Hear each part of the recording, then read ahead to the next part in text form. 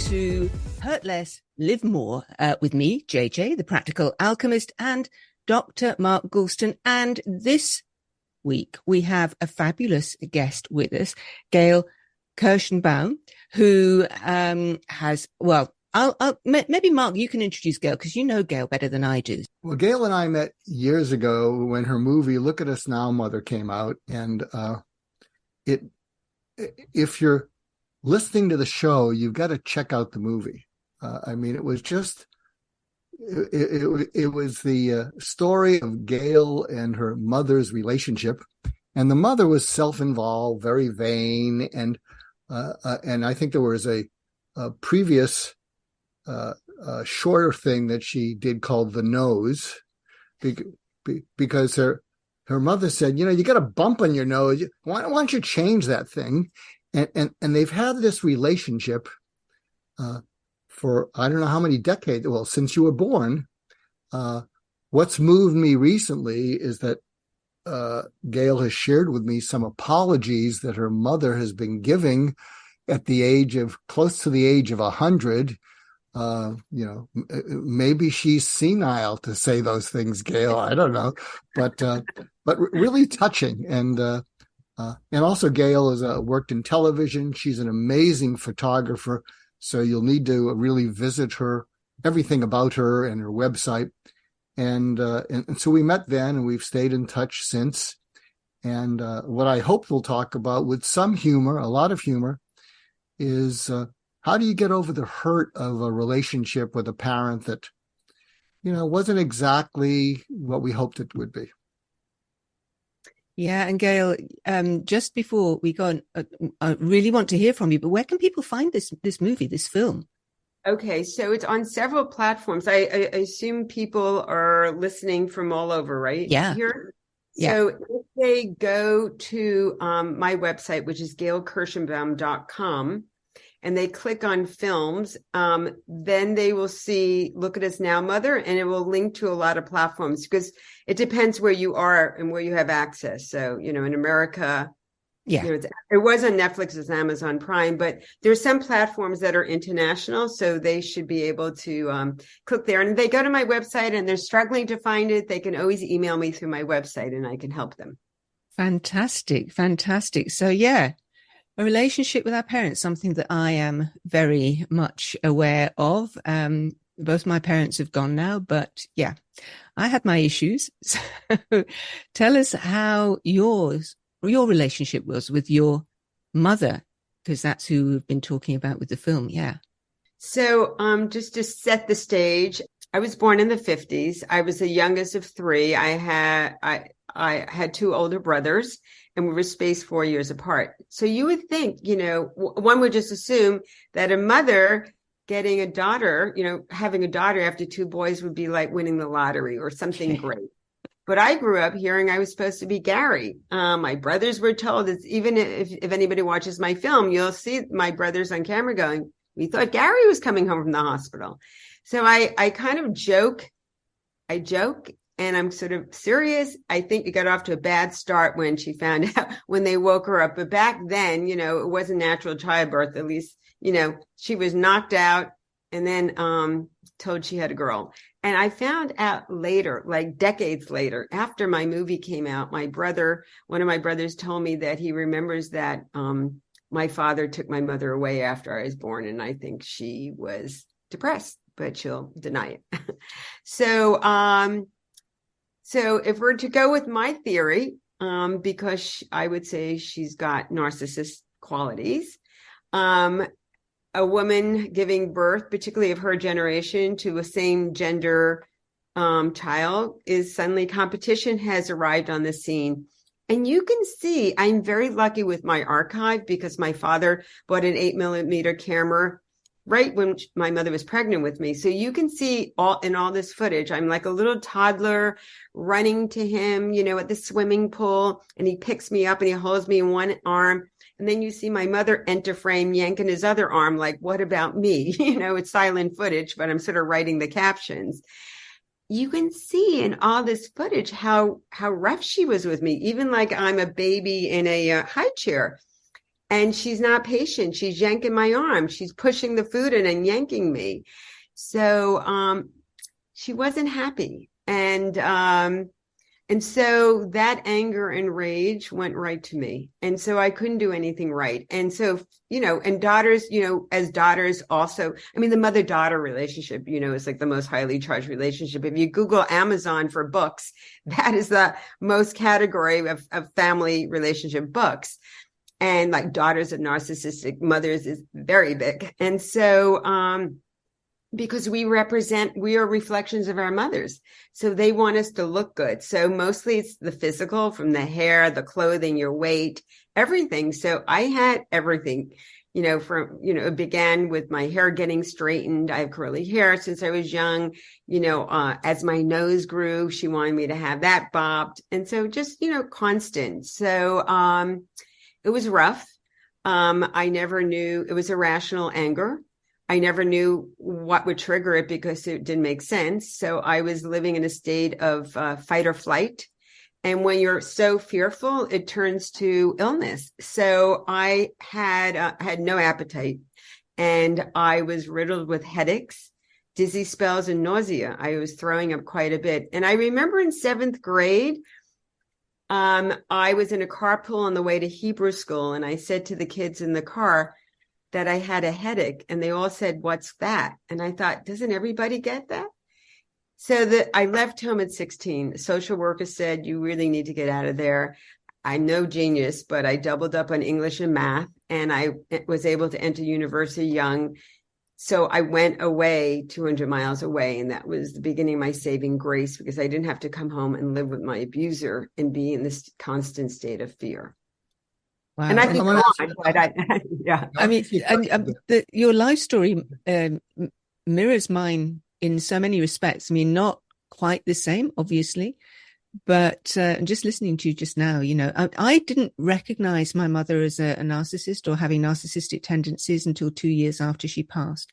She passed 3 years ago. And I never quite put the two together. Never understood why she behaved in certain ways. And I didn't get the anger in the same way, but there was always a kind of a slight dismissiveness around things. I might achieve something and she'd say, "Is that good?" And you'd think, what kind of question is that? But when I was younger, yes, I mean, I couldn't be needing glasses, read long distance, spectacles. She just completely dismissed that. It was completely, said, no, you're just making it up. And then one day when she realized that I really couldn't see that well, long distance, after I think probably about a year of telling her that I had to ask teachers in class to be put to the front of the class because I couldn't read the blackboard, she suddenly realized, she said, "Oh, I just thought that you were trying to be like all your other friends at school who had glasses." I mean, what, I think I was 11. What 11-year-old wants to wear glasses, right? And so there was a lot of that going on. And I left home at just about 2 weeks after my 17th birthday. Didn't go immediately to university because of the way things worked out. There was no money to send me. So I left home, said, okay, in those days I could work for 3 years and get a mature student's grant. And that was my intention. But then I became a journalist. And then I realized, actually, is there any point? Right. Here I am doing this. But very similar, very, very similar. Yeah. Did you have brothers? I'm just wondering. 2 sisters, older than me. Okay. Well, it is interesting to see because, you can grow up in the same family and have a completely different upbringing. Yeah. And also the sibling relationship that you have with your siblings depends on how your parents treated you. So I didn't grow up close with my brothers because they were told to bully me, and they didn't need much encouragement. Put her on the refrigerator, you hold her, you break down her door. And, the irony of the story is they became very successful by what success is. One became a doctor, one became a lawyer. They both married, had children, grandchildren, all the wealth and what society looks at success. And they just bullied me, my brother, till the day he died. and I want to share this. I actually really want to share this. And I don't, Mark said we go back, we know each other. I just need to share this. So my older brother, unfortunately, got cancer, and from diagnosis to when he passed was 3 years. And when he was pretty sick, he said to me, we were gathered for a holiday. He said to me, I'm very jealous of you. So my knee-jerk reaction was, oh, because I'm healthy and he's not. So I said, Erwin, I wish I had a magic wand. I would put it over you to remove the cancer. Anyway, we were called to the table, and that was the end of it. 2 months later, I saw him the most ever in his life the summer he died, because I wanted to be there to help. Not that I was not always available before, but he was never interested. But anyway, and he was really declining, and he had just made his funeral arrangements. He was controlling everything to the minute he died. And I said, hey, Erwin, what did you mean when you said you were jealous of me? Now, I need to let you know, when I had career success like yourself, which is really interesting. I remember I won an Emmy for my first film. There was no acknowledgement. They never watched anything I did. I just felt like they didn't care at all. And in fact, I was almost ashamed. I said to him, hey, if there was best lawyer, you would have won it. Okay. I'm just in a glamorous field. Anyway, so it's amazing what he said to me. I said, what did you mean when you said you were jealous of me? He said, and your listeners would know that I have not married and I don't have children, so when you age, you start thinking I'm alone, who's going to take care of me. Okay. And I have lived an artist life. I haven't lived, as money driven. Okay. So anyway, long story short, he said to me, because I lived my life as a free spirit. And I thought, oh my God, my brother was trapped. I didn't even realize how trapped he was, but he has lived a trapped life. And if you watch my film, and I don't know, Mark, if you remember it, he said, you do what you're told. He was like my mother's good soldier. If she said, put his little sister on the refrigerator, he did whatever he was told, he did.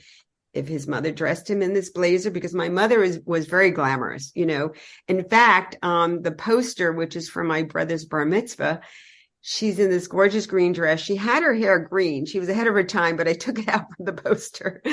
But, she goes, I am Mommy Dearest. I am Joan Crawford. She loves it, So, so how we all looked was always very important. So he did everything he was told. And, these boys growing up from a Jewish family, you were either a doctor or a lawyer. He was pre-med. He was feigning in the lab. So he became a lawyer, I was a girl, was supposed to be a teacher since I was 5. Yes. So I picked the and since they told me education wasn't important for me because you're going to get married and have babies, which obviously I didn't do either, you're going to a state school. Or a city school, your brothers will go to private school. So I picked the state school that was 200 miles away, and I did not have an education department. And I went on the work study program and did 2 jobs because I wanted my freedom. My tuition then was only $300, but I didn't want to be told what to do. So here's my brother dying, and he died a very wealthy man. He never got to enjoy his wealth. He worked his butt off, and he was trapped. So so I kind of feel, and I know you're spiritual. So here's my deal. I feel, and I always felt it, that I came into this world as an old soul, into a family of new souls. I felt that even though I was the youngest, in my physical age, I felt I came with knowledge, and that everybody in my family was clueless. That's why I start my film. And I think my talk, did you ever feel like you were born into the wrong family? Because when I was growing up, my brothers worshiped their mother, and my older one woke up, in his early 20s, and then he became crazed at her and just treated her horribly for his whole life. He would unleash at her, So anyway. Yeah. And, that you mentioned in your TED Talk, I haven't seen the whole movie, but you say that, you felt that you were born into the wrong family. And I felt that as well. In fact, at the end of my mother's life, we used to joke that I was an alien. In fact, that I was swapped at birth somehow, because, I couldn't possibly have been. How was I of her flesh, and we were able to joke about it in the end. But I did feel that otherness so strongly growing up. Really did. Yeah. And we're not alone. I mean, because I've put it out there, I hear so many other stories. And I don't want to do a spoiler alert, but in the film, one of the therapists comes to a conclusion, and I thought she was so right on about it, that my family just didn't know how to handle me. You know, when you come in as a creative and sensitive person into a family that's more or less clueless, we are aliens. We are aliens. You know, we're not controllable. We have our own mind. We want to do things our way. So we're curious, you know, and so that's shocking and uncontrollable and is alien material in this kind of family, right, Mark? When you say that, yeah, it is. And Mark, I know that you've got so many questions and you want to get in here, but hang on a second, because we have to take a short break right now just to listen to these messages from our sponsors, and we'll be back with more right after this. UK Health Radio, the station that makes you feel good.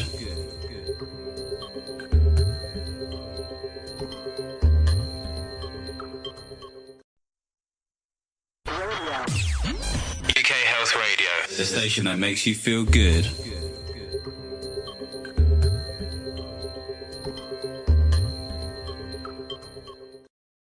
And you're listening to Hurt Less, Live More on UK Health Radio with me, JJ, the Practical Alchemist, and Dr. Mark Goulston, and our fabulous guest this week, who is Gayle Kirschenbaum. And Mark, you were going to just come in with something before we went to the break. What did you want to say? Well, something I was thinking about, because I didn't realize it, but I'm a serial creative, and I dropped out of medical school twice, probably for untreated depression, because, you know, they don't want you to be creative. I mean, you can be once you get out, but it's a trade. Medical school, law school, it's trade skills. You know, you're learning a trade, and but as you were talking, because I don't think my family got me either, I was thinking, what is the threat that we pose to those people? Because if they're finding a way to put us down, it must be that we're threatening them. And I've been giving that a lot of thought. And I'm thinking the threat is they were people who found a way to play by the rules, maybe even take advantage of the rules, maybe even be a little, flirt with a little sociopathy. Boy, I know how to work all these rules to my benefit. And so they didn't want anything or anyone that would question that, because it also gave them a sense of control. I'm going to play by the rules, and I'm going to win by the rules, and I'm going to be the best by the rules, and I am in control. And I think anything that would threaten them, and I think what might have threatened them, and I think we might all agree, something I never asked to see is, I mainly see the elephant in the room. I often don't see the room. And so, growing up, I would see these inconsistencies. Geez, we're a happy family. It doesn't feel happy when I go visit my friends, Yeah. But they're saying, oh, we're a good family. Oh, okay, then, I must be, either they're lying to me or I'm crazy. So I must be crazy. And all my life, I've focused on the elephant in the room. Part of my work with suicidal patients is, I think they want someone to help the hurt go away initially, and then you can treat them. And a lot of the hurt is just feeling alone in all this pain. And maybe they need someone to step into the pain with them and hang out with them. And when they see they're not alone, they'd start to cry. And, and then together we'd find a treatment. But if you're trying to treat them according to the rules, often they didn't work. So I'd welcome if any of that made sense to you, that we weren't born to say, I'm right and you're wrong. We were born to say, I'm just me. I'm just me. Well, Yeah. I think you're, oh, I'm sorry. I think No, go on.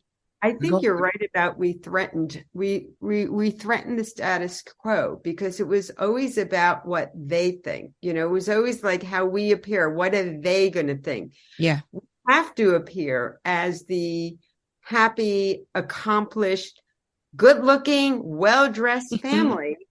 So they will all see that. And I used to always say, who are they? And so when in comes to this, and it's control, as you said, you know, so it's so interesting because I watched my brother control everything in his life. And I think that more and had this incredible rage that he never dealt with. And I think it, you know, it just got him ill and he never dealt with it and he never got to enjoy his life. So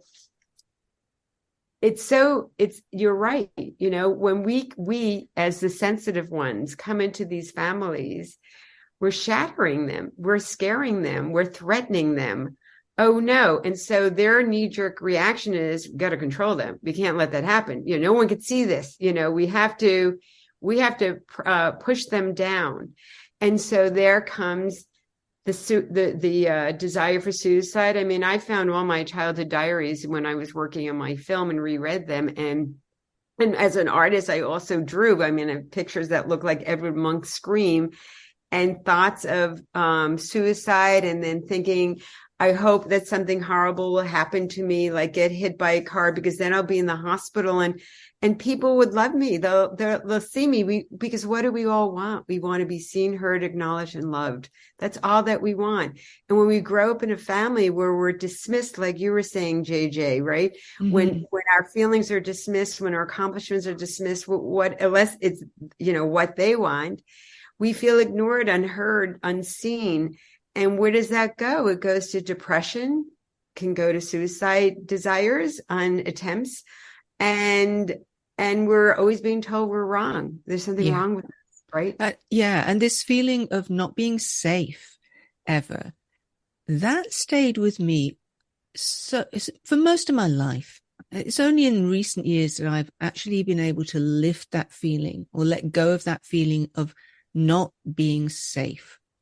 It's like this thing that was gnawing away inside me. And I think, you know, some of the work that Mark does as well is to, when you're sitting with somebody and listening and hearing them and acknowledging who they are and acknowledging their feelings, then you get somewhere near that place of safety. And that's when people can open up. And, you know, all my life, people in my family, I guess, thought that I was just off. You know, I had this, I think to them, possibly glamorous career. You know, I was down in London, you know, living it up. Wow. Okay. Yeah. Except nobody really kind of asked me how it was going. And if they did ask me how it was going, do you know what I always said? Oh, great. It's all good. Because if I'd said anything else, it would have just been too painful, because that wouldn't have been acknowledged either, because they couldn't hear that, you know, they couldn't hear that anything wouldn't be going great.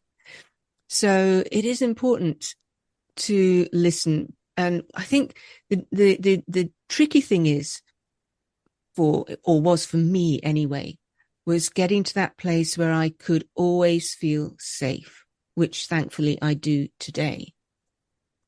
I don't have that gnawing feeling anymore. So I want to ask you a question. I want to tell you a feeling that I've had that I'm still struggling with. Mm-hmm. That is trust. I think my two issues growing up were and are trust and abandonment, because I was convinced my real parents dumped me off and these people took over and I was abandoned. Trust. I mean, I think at age 12, I said, I'm never going to let anybody hurt me like this again. And so I built a thick wall. It's no accident I never married, you know. I feel like I have to protect my energy, you know, because people can hurt you. And so that's something I struggle with. You know, I had this incredible dog that taught me how to surrender. And I think she opened me up tremendously. Of course, she didn't live forever. But yeah, so I just wondered, when you say safe, what is the safe thing, and where are you on the trust spectrum, if there's such a thing? Yeah, I want to share something with both of you, but this is especially it may resonate with you, Gayle. Years ago, I saw someone, high achieving woman, pedal to the metal, um, and she came in and I said, "Oh, I just figured out what you're most afraid of, and it's not being criticized, put down, marginalized. You don't like any of those things, but you're kind of used to that in the world. And so you don't like them and you'd prefer it not to be that way, but that's not what you're really afraid of." And she had a lot of makeup on. I mean, she was an attractive person. And she stuck her chin out at me and she said, "So what am I afraid of?" And then I looked her directly in the eye and I say, "What you're really afraid of is feeling unconditionally safe and loved, and there's nothing you can do to earn it, and there's nothing you can do to lose it." And she paused, and then her head snapped back, and her eyes filled up with tears. And then I had a couch in that office, and she just collapsed to her side and just started sobbing. And it went on for about, over 5 minutes or so. And I knew she'd get through it. And she picks herself up and the mascara is running. She looks like the Joker from Batman. And she has a huge smile on her face. And she felt 10 pounds lighter. And I said, "What's that about?" She said, "You hit a nerve that is so deep, I can't remember it. And it's underneath everything. And all I know is it's true. And I've lived my entire life." And she said an interesting thing. She says, "I've lived my entire life, sweeping things under the rug because, I had to cope." And she said, "And my life is I'm either excited or I'm exhausted. I don't really know joy or peace." Yeah. So can either of you relate to any of that? Yeah. Yeah. And very much so. And getting back to Gayle's point about trust, I have been married twice, neither of which lasted more than 3 years, because I see now that there was no, real basis for the relationship, because if I couldn't feel safe, then, it wasn't going to work. That whole notion of unconditional love, is that deep, deep love. I don't think I'd ever come anywhere near that. And I haven't had children. So, the unconditional love of a parent wasn't there to be experienced. So yeah, and my eyes were welling up as you were talking there, Mark. So it really did hit home. Yeah. Yeah. Well, I'll share something with you because I've been fortunate. I've had children. I'm married 40 years. And I get to see my grandchildren every day. There's 4 of them, 4 and under. And I didn't see my grandparents because we lived at a distance. And they bring my grandchildren come over every day. And basically when I'm with my children or my wife, I wouldn't say I'm ignored, but I am not included in anything because, they're talking about details, the day-to-day stuff. And if I was my kind of prone to depression father, if I was sitting in the room, I would just say, "Well, no one's talking to me. No one's asking me anything. I'll go to, my room and, watch sports or something." But, and I'll tell you, something has happened. And what I decided is, and what was interesting is that when they're in the room and I'm not being included, if I pick up my phone, they all give me the stink eye. What are you looking at? They can all look at, they look at their phone. But what are you looking at? Oh, okay. And then I said, okay, I'm not going to be like my father. I'm not going to pick up my phone. But I was still thinking about messages and texts. And then I did something in the last month or so. I said, I am not going to think of anything, and I am going to look at my grandchildren with utter delight, just utter delight. And even if they don't look at me often, if they catch my glance, I want to bathe them in utter delight because they're not getting it from, their parents, because their parents are busy and did you do such and such? And I'm telling you, it's healing to me because I'm living through them. They take a second hit. They'll look at me, and when they see my eyes are just filled with utter delight, and I'm not thinking about anything else, it's healing something in my soul. So I don't know if you can follow that, but it's a message I want to give people. And part of what I'm telling parents, my children, you got to occasionally hit them with utter delight, which is just the calm awe of. And I'll tell you something, because I'm getting a little older. I have a few challenges in my life, health-wise. When I see you, JJ and Gayle, we don't really talk. I feel utter delight in just seeing both of you. Doesn't matter what project we're working on, and it does something to my soul. Whereas I find that if I'm chasing any project, my ego is driving that.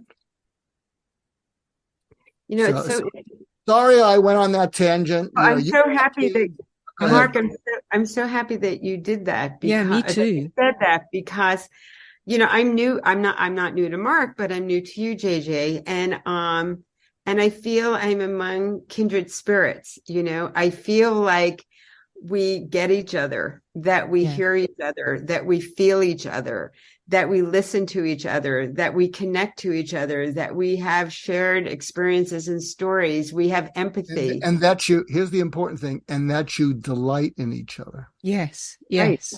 Absolutely. Yeah.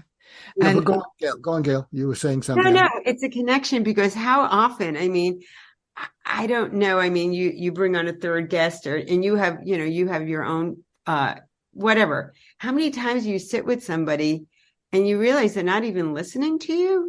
Like they're just waiting for you to stop talking so they can get a word in, or they cut you off and you can't even finish the sentence. And I'm loving our threesome because we're all great listeners. And we're plugging into what each of us are saying and connecting. And that means a lot. It means a lot to me too. I love that. And, let's just hold that thought while we take another short break right now. We'll be back with more from me, JJ, Dr. Mark, and Gayle right after these messages from our sponsors. UK Health Radio, the station that makes you feel good.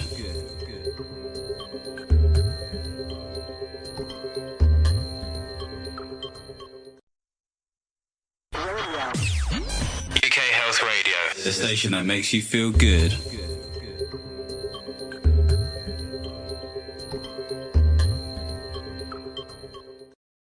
And you're listening to Hurt Less, Live More with me, JJ, the Practical Alchemist, Dr. Mark Goulston, and Gayle Kirschenbaum. And it occurs to me, Gayle, that it was something that occurred to me actually before we started recording this. Kirschenbaum must mean cherry tree, mustn't it? And you really have blossomed, haven't you, over the years with all this forgiveness work that you've been doing. It's just beautiful. Yeah. Thank you. Well, actually, I like my first name, which means source of joy. So I always say I like to see I like to turn the tragedies and the obstacles around. And that's, I always say all the obstacles in our life are an opportunity for us to grow. And I talk about how I believe there was a reason I was born into the family I was born into with the obstacles, because I needed to figure it out. I was having all this career, like you, I was in entertainment, and I was having, in the glamorous field, as they say, and having all this success featured all over the media. And then I'd go home to see my family, and it was, I was being bullied, and I had my scapegoat, sign on my forehead and my victim hat on, and I was reverting back to that role. And it didn't matter, I had like two lives. One day I'm, on the Today Show, and the next day I'm cowering or pissed off and giving it back. So I knew I couldn't keep going like this. And that is when I realized I would have to forgive my mother. I had no idea how I would do it. And that's the movie, Look at Us Now, Mother. She agreed to go on camera while I worked on this relationship, when I worked on this goal of mine to forgive my mother. So the viewer follows it. And I actually just saying before I finish the book, and hopefully that will be out soon. So because you get a lot more in the book. So just to leave or give a little tip here, one of the main things is you have to understand the person who abuses you. So I dug into my mother's past, and, people of her generation, we have an Instagram account. She's becoming a social media influencer because at 99, she's admitting things that shocked me. I forgave her way before. So you never wait for that person to say they're sorry or acknowledge they did anything wrong, because it's like asking a blind person to drive a car. You forgive for yourself. But anyway, so one of the main steps is to understand that person, to dig into their past. So I had to do a lot of research because she blocked things out. Her generation is, and her mother always said, when you laugh, the world laughs with you. When you cry alone. So you don't hang out your dirty laundry. So what you do is they repressed all their trauma. She had a lot of trauma in her life, and you don't talk about it. So when I dug that up, I started to feel compassion for her. I saw her as a wounded child. I changed how I looked at her. Everything is what gets us upset in life is our unfulfilled expectations. We want people to, particularly our parents, our mother, to love and respect us and honor us. When they are abusive, that's horrible. But when I looked at her differently, I looked at her as a wounded child. I completely changed my expectations, because hurt people. You keep passing that on, right? Until we stop the cycle. So that's a major thing. And so I reframed how I looked at her after I dug into her past. And when I saw her as a little child who was wounded, which I related to because I was a wounded little child, I changed my expectations. So when those criticisms came, I never had a kid, but I say, if you had a kid and your kid looked at you and said, Mommy, Daddy, I don't love you anymore, you pick them up and give them love, because you know what that means. So when your mother says you're fat, you're stupid, you're going to amount to nothing, I looked at her as a little kid. And so instead of reacting, letting that go through me, stay in me, unleash, I just let it bounce off like, she's just a wounded child. And then I got to a point I was able to give compassion. So I took her power away. When you don't react to the abuse, to the criticisms, they eventually stop because they're not having the impact they want to have on you. And that's how you transform relationships, by how you react. And we can only control ourselves. And it's so freeing, and no one can believe the relationship I have with my mother today. I could have just chucked it off and just wrote her off, as so many people have. Yeah. Yeah. And I did find a lot of healing in my mother's last days. I lived with her for the last 2 years of her life, a couple of years of her life, as she descended into dementia, and she was infirm and incapable of doing many things. And so I was doing a lot of nursing, although that wasn't what I set out to do. But in the end, she knew that she needed help, and she was, enjoying having somebody with her 24/7. And she said to me at one point, I don't want you to leave, because I was looking for somewhere to live for me. And she said, I don't want you to leave. And like you, I saw her as a frightened child. And yes, all of the things that she'd said and done over the years, but I couldn't have left her. You wouldn't leave a child like that. And so I stayed with her, and I was there with her when she finally drew her last breath. And it was hugely healing. Very difficult, but hugely healing. And and there were a couple of times in that space where she did actually say to me, I love you. And I was able to say it back to her without there being any charge and with me actually feeling and hearing it. And that was just beautiful.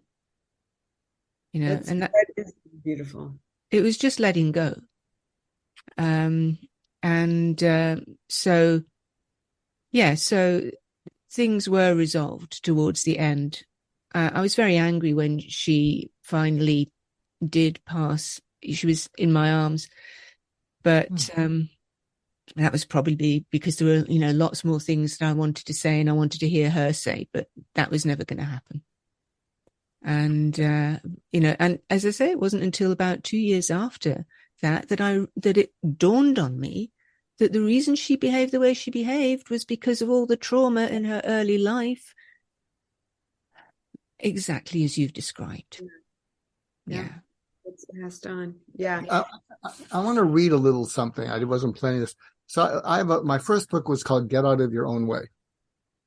And one of the reasons it did well is because, and it's 40 self-defeating behaviors, but the first chapter is called Chasing After Love and Approval from a Parent.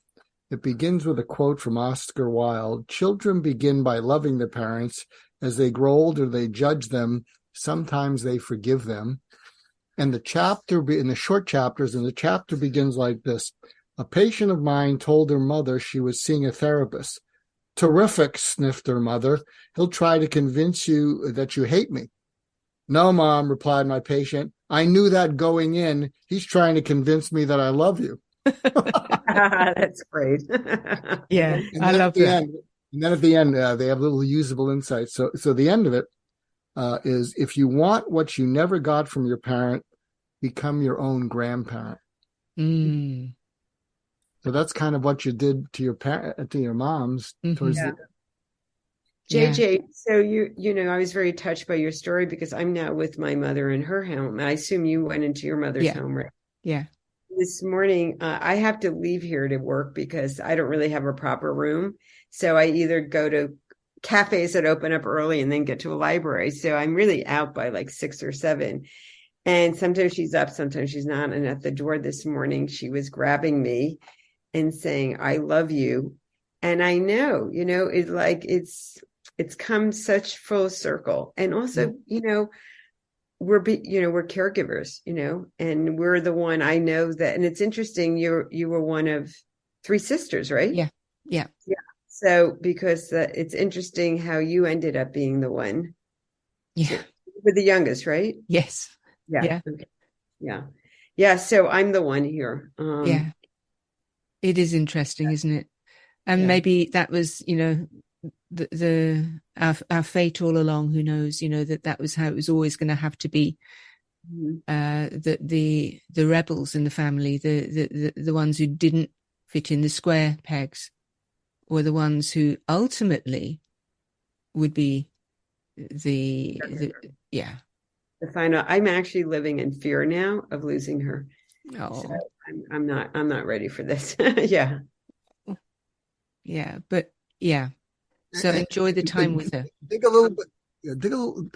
And what I'm most afraid of when she goes is what?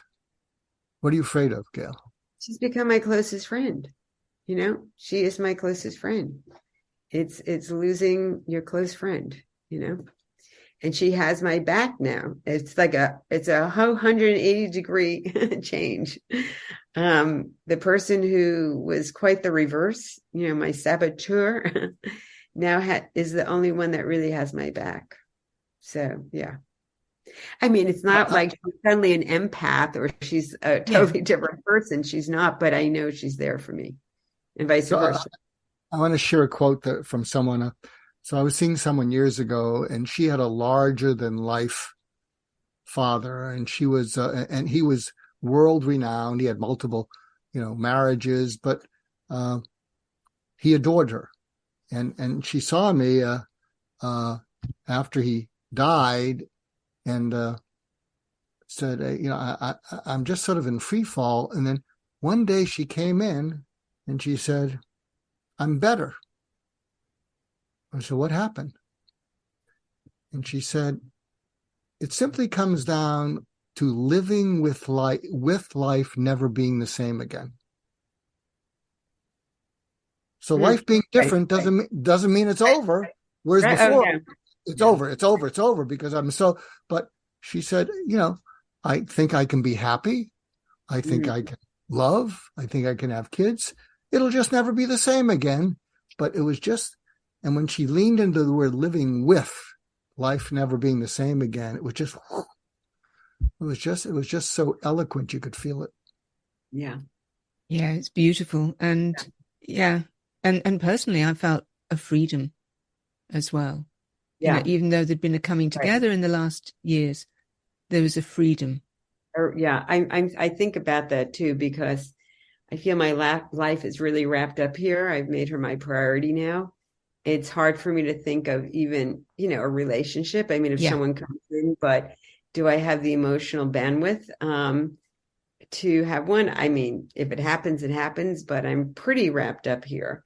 And then it's the home, when I left going through the home and everything, as a very sensitive person, everything. I don't know if you emptied your mother's home, but we all three of us did. Yeah. You did. Yeah. I'll pretty much be the one on my own here. Yeah. So interesting. Wow, Gayle, this has been such a wonderful, rich conversation. We are coming to the end of our time together, which I'm very sad to say, and it seems to have flown by. I do want to ask you where people again can watch the movie, find out more about you. Tell us all the places where people can find you. Okay, so if they go first to my website, which I think I should spell my name, it's Gayle Kirschenbaum. So Gayle is with a Y. It's Gayle Kirschenbaum, KIRSCHEN like Nancy, B like boy, AUM like Mary.com. Because that will link you to everything, and they could look at this mother there, meaning it will link you to it, and they could email me through there. The other thing that I want to tell your listeners is I'm very active on Instagram. Both my mother and I, she's becoming a social media influencer. I love it. If you want to follow us, go to my Instagram, and I put everything also on TikTok. So, and then I'm going to be building out the YouTube. But right now I'm focused on Instagram, and that's at GL Kirschenbaum. Of course, you get to the website, it links to everything.